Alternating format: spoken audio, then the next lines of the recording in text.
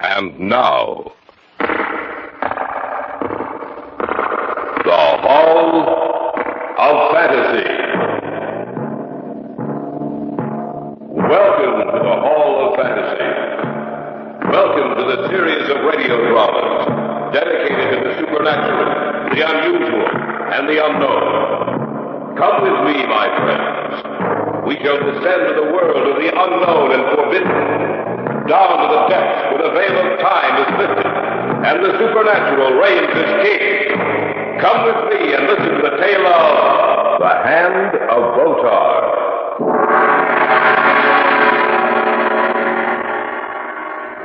Uncle Simeon, are you all right? He's dead.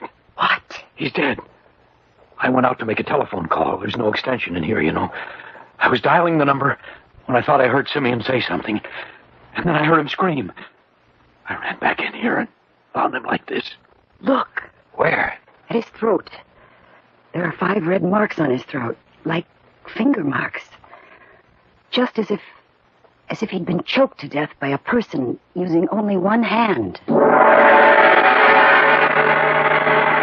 Hall of Fantasy will present The Hand of Botar in just a moment. And now for our story entitled The Hand of Botar. Even after he was dead, the spirit of Simeon Botar remained with those who had known him.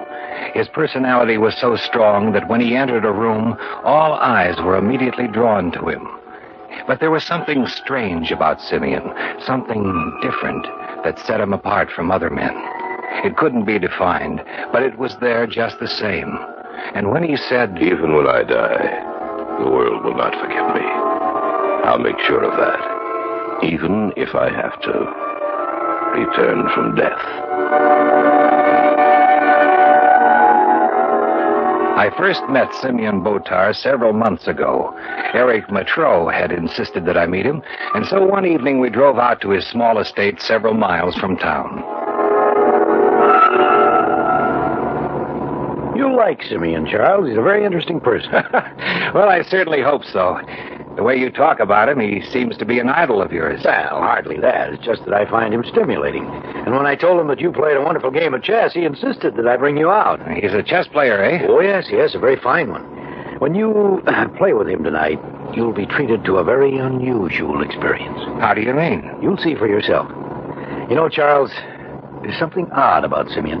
I can't place it myself. Maybe you'll be able to help me. Something odd about him? Yes, and even though he's so interesting a person, there's something about him that frightens me. Almost as if there was an air of death about him. Especially about that hand of his.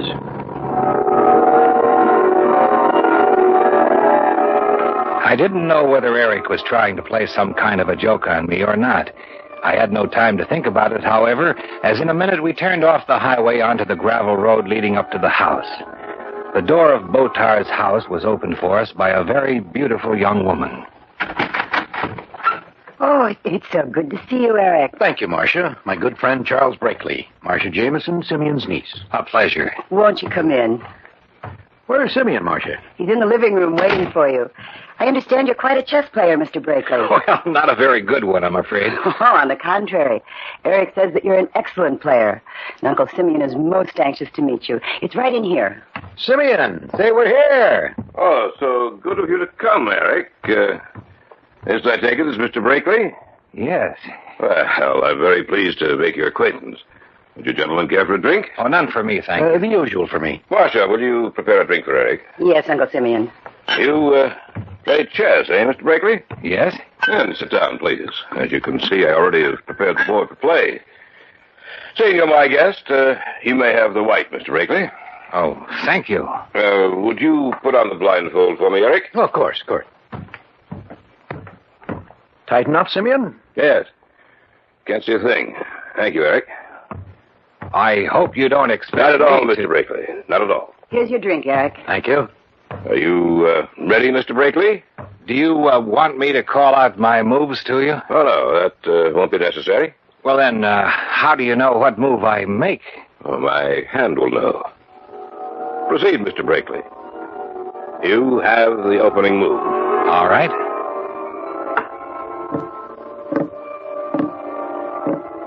King's pawn to King 4, Mr. Brakely.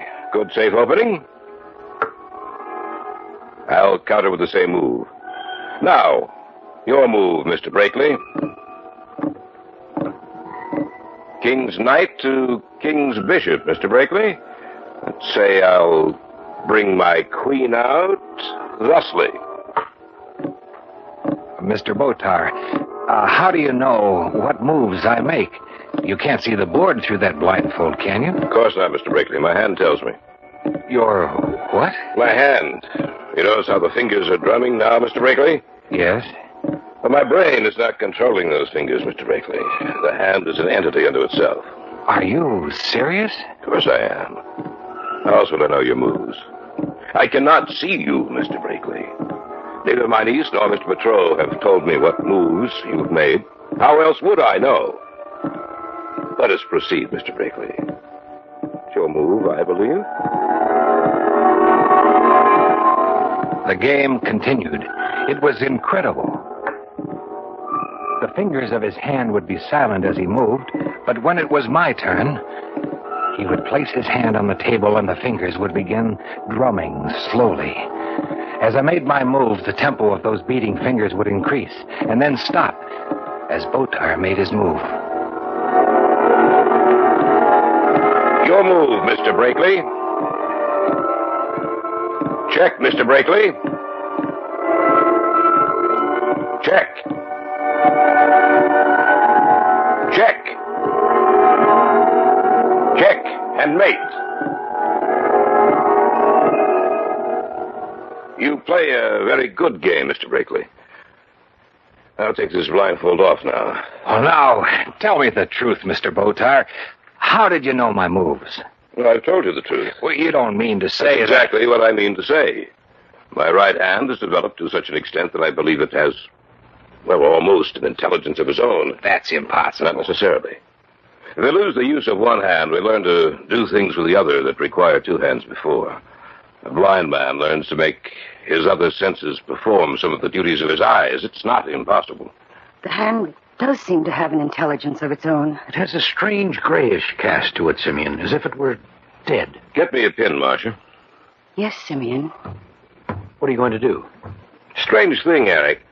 There's no feeling left in that hand. I'll show you what I mean. What are you going to do? Prove to you that I feel no pain if the hand itself is injured. Here's the pin, Simeon. Thank you. Now, watch me. There. It's in my hand, and yet I feel nothing. Either you're telling the truth or you've learned to control your reaction to pain. It's the truth, believe me. I'll take it out now. There. You see? I had no feeling whatsoever of pain. That's strange. What? The hand is moving, and I'm not... Simeon, get it away from your throat! I can't move it. Do something! Do something before it kills him! We'll return to the tale of The Hand of Botar in just a moment. Back now to the Hall of Fantasy in the tale of The Hand of Botar. Eric Matreau and I had driven out to the home of Simeon Botar. I had been a witness and participant in the most bizarre exhibition I had ever seen. And then, after the game was over, when Botar was showing us that his hand had no feeling in it, the hand suddenly moved to his throat and began choking him. Do something before it kills him! Help me. I'll get it. Oh, I can't move it, Charlie. Let me help you. Starting to... Simeon, are you all right? Yes, I guess so. Oh, what happened, Botar? I don't know. I can't explain it. All of a sudden, it's in my throat, choking me. You're all right now? Yes. I lost control of my hand at that moment, gentlemen. I couldn't move it away from my throat. But now... now I can move it at will. Have you thought of seeing a psychiatrist, Mr. Botar? No. Why do you ask that? Well, you've heard of schizophrenia, split personality, haven't you? Naturally. But let me tell you right now, Mr. Brakely, I am not suffering from schizophrenia. Well, that's the only rational explanation for what just happened. I don't think so. Do you mean to say that you really think that hand has an intelligence of its own? Yes, I do. Then you'd better be careful, Mr. Botar. If what you believe is true, then that hand could very well kill you. We left shortly after that. As we drove into the city, my mind wouldn't forget the image of what had occurred that night. Eric. Yeah? How well do you know Simeon Botar? Oh, pretty well. Do you think he's all right? If you're referring to his mental condition, I'd stake my life on it. When I took psych in college, we studied split personality and some of the strange courses it takes. Automatic writing, for example. Mm-hmm. The victim claims his hand wrote a certain message that he himself didn't. But actually, he was the victim of schizophrenia, split personality, and his other self wrote the message. Now, that's what could be wrong with Botar. How do you explain the game of chess, then, Charles? He couldn't see anything, I know. I moved my cigarette close to his face while the game was going on. He didn't draw back even a fraction of an inch. Well, that's true, but I still can't believe it. You remember how the fingers drummed on the table prior to each of his moves and during each of yours? And then, just before it happened, remember how they began drumming on the table? When that happens, I have the feeling that the hand is thinking. Then you believe it? That it has an intelligence of its own. Yes, I'm afraid I do.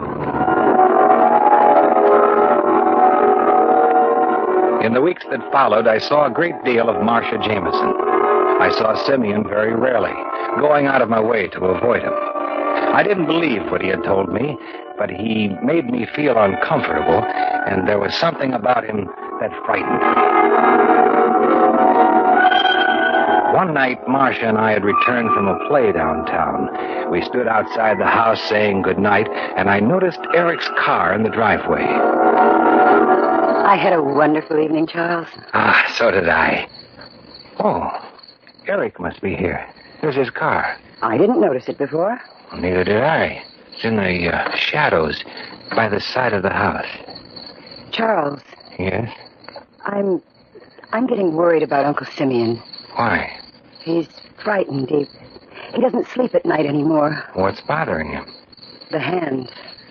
He says that he can't go to sleep anymore without fearing what it will do to him. The only time he's rested is when he's had one of the servants tie down the hand so it can't move. I think you should see a doctor. But that's what I thought, too, but he won't. I don't know what What's that? A scream from inside the house. Let's go. Uncle Simeon! Mr. Botar! Eric! Oh, is that you? Yes! Where's Simeon? Come into the library, hurry! What's the matter? Look, Uncle Simeon! Are you all right? he's dead. What? He's dead. I went out to make a telephone call. There's no extension in here, you know. I was dialing the number when I thought I heard Simeon say something, and then I heard him scream. I ran back in here, and I found him like this. Look. Where? At his neck. There are 5 red marks on his throat, like finger marks. Just as if he'd been choked to death by a person using only one hand. We called a doctor, and he in turn summoned the police.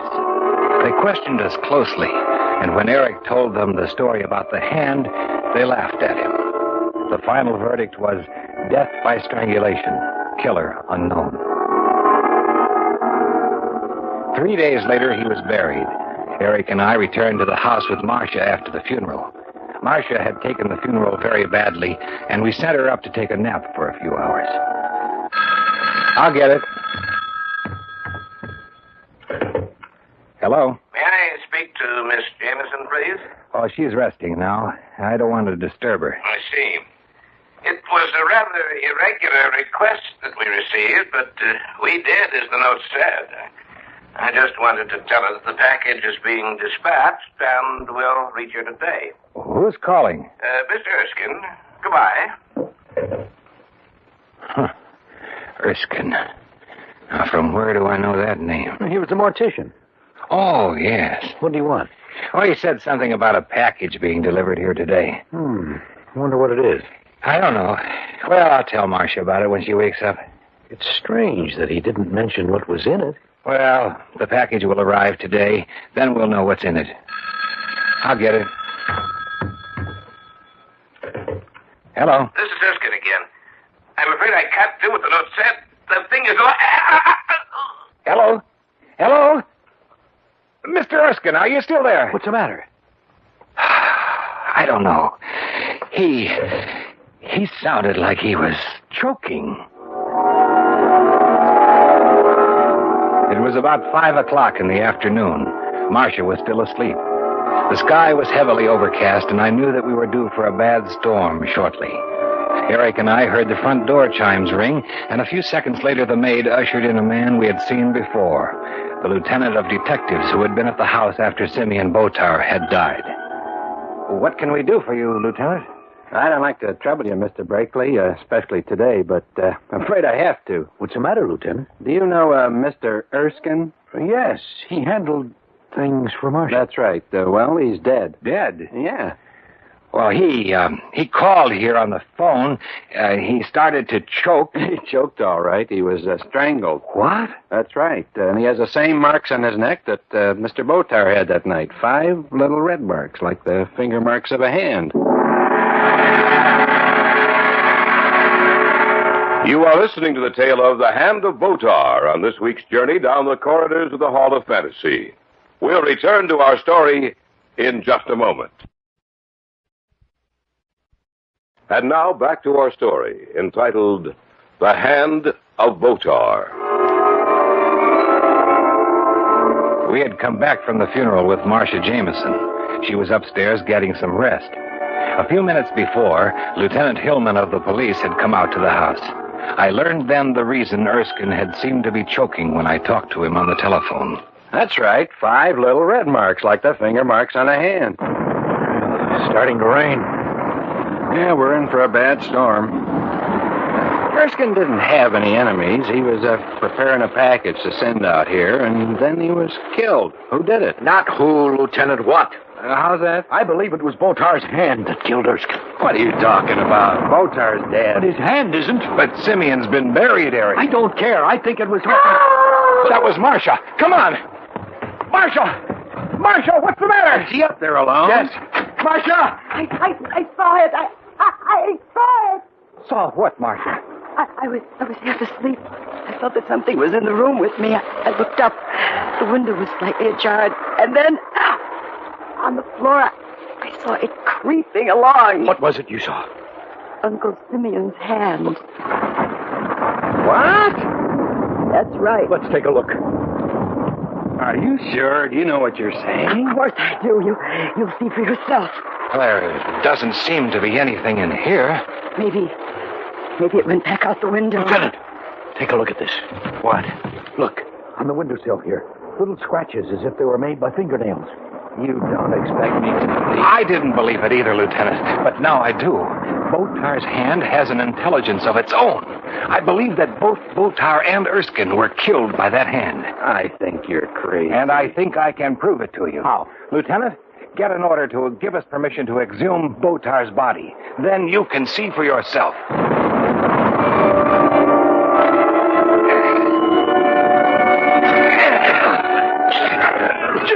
Just a little more now. This had better be more than a wild goose chase. I think that's enough. We're going to open it now, Marcia. All right. Let's get this outside casing top off. There you go. Together now. That's it. Now, let's get this casket open. There he is, Lieutenant. That's Simeon. Look, Lieutenant. His right hand is missing. Now will you believe us? That thing is alive. And it's back there at the house. It's evil and malevolent. We have to go back and destroy it.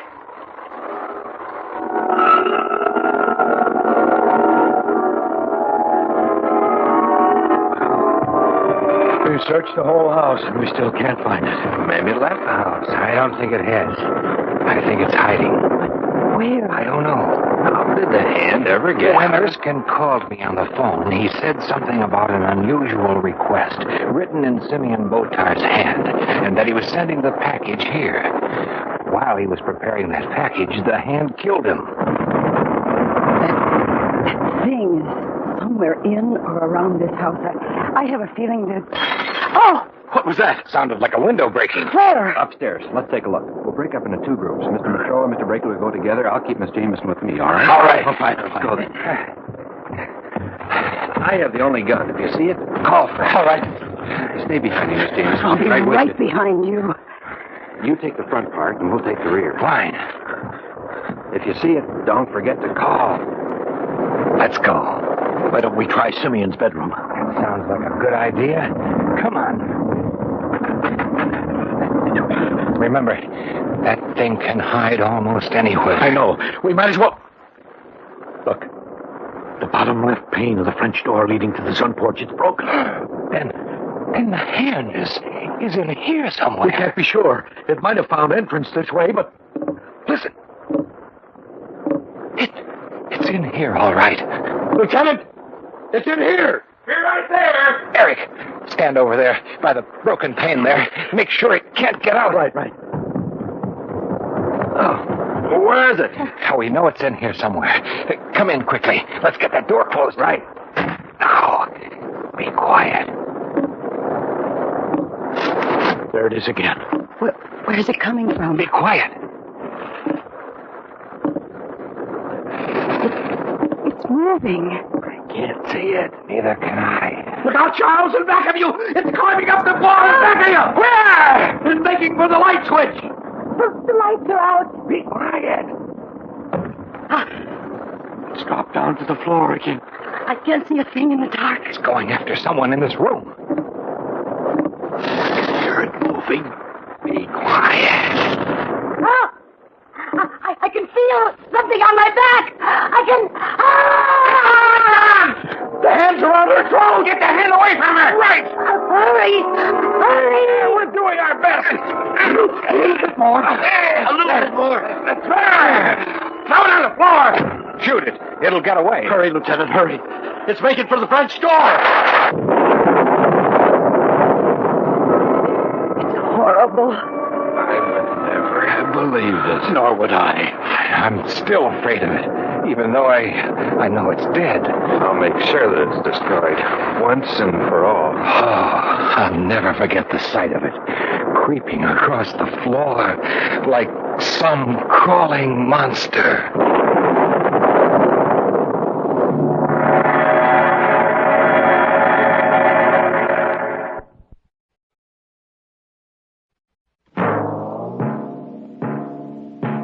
So runs tonight's tale of the unusual, the terrifying, the unknown. Join us again when next we journey down the corridors of the Hall of Fantasy to hear another strange tale of the supernatural. All characters and events portrayed in these programs are fictional, and any similarity to actual events or persons, living or dead, is purely coincidental.